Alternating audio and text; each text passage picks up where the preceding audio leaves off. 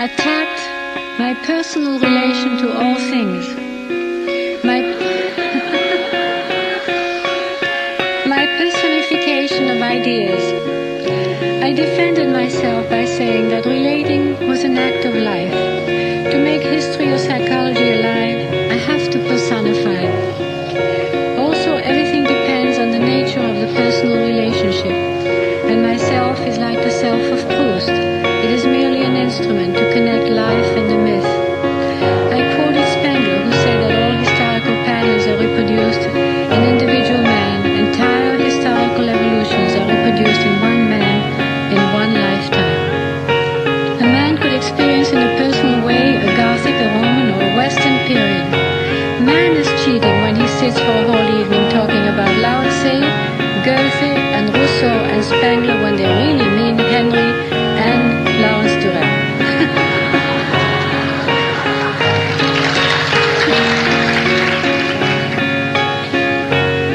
It would be closer to the truth if they would say that.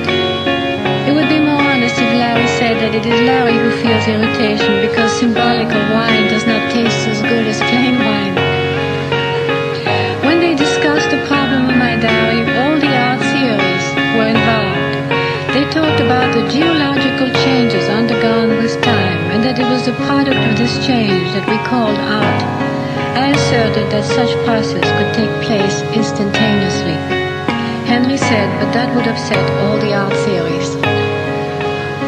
I said I can give you an example. I can feel the potentialities of our talk tonight while it's happening as well as 6 months later.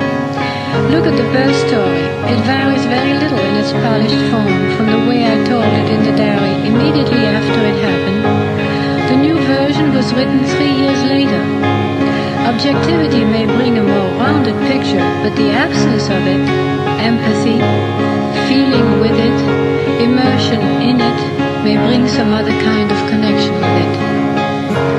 Henry asked, but then why did you feel the need of rewriting it? I said, for a greater technical perfection, not to recreate the feeling. Larry, who before had praised me for writing as a woman, for not breaking the umbilical connection, said you must rewrite Hamlet before you do anything else. Why should I said, if that is not the kind of writing I wish to do. Larry said, because you must learn to make the leap outside of the womb and destroy all connections. I know, I said, that this is an important talk, and that it will be at this moment that we each go different ways. Perhaps Henry and Larry will go the same way, but I will have to go another, the woman's way. At the end of the conversation, they both said, we have a real woman artist before us. We ought not to put her down. I know Henry is the artist because he does exactly what I do not do. He waits. He gets outside of himself until it becomes fiction, and then it is all fiction. I'm not interested in fiction. I want faithfulness. All I know today is that I am right for me. If today I can talk both woman's and man's language, if I can translate woman to man and man to woman, it is because I do not believe in man's objectivity.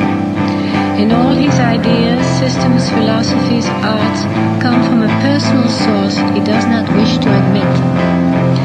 Henry and Larry are pretending to be impersonal. Larry has the English complex, but it's all a disguise. Poor woman, and how difficult it is to make her instinctive knowledge clear. Shut up, says Larry to Nancy. She looks at me strangely, as if expecting me to defend her, to explain her. Nancy, I won't shut up. I have a great deal to say, for June and for you and for other women.